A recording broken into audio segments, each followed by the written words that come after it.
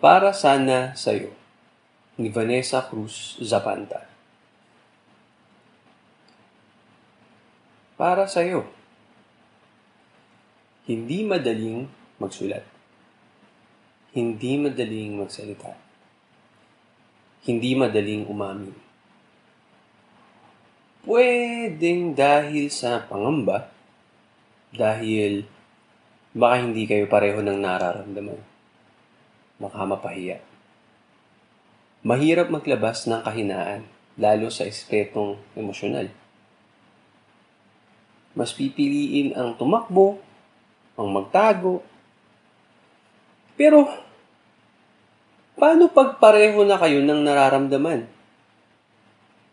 Baka masayang ang pangarap na nasa pedestal. Dapat sana ay masaya na kung matapang lang pumasok sa pagkakataong nagbukas.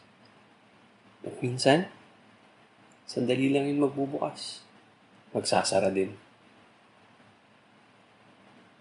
At nung tumapang na, huli na.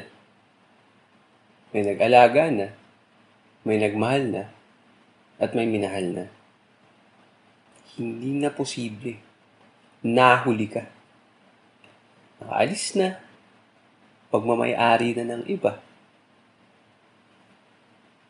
Kaya, sabihin mo na. Kahit di ko sigurado sa sagot. Mabuting malaman mo ang sagot.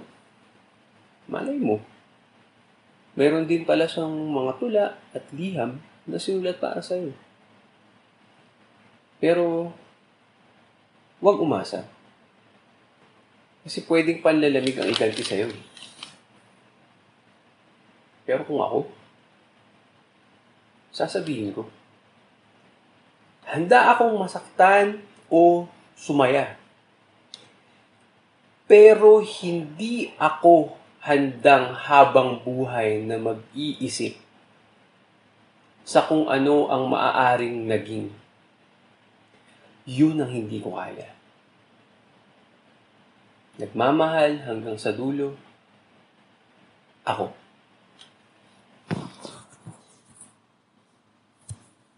Para sana sa'yo ni Vanessa Cruz Zapanta.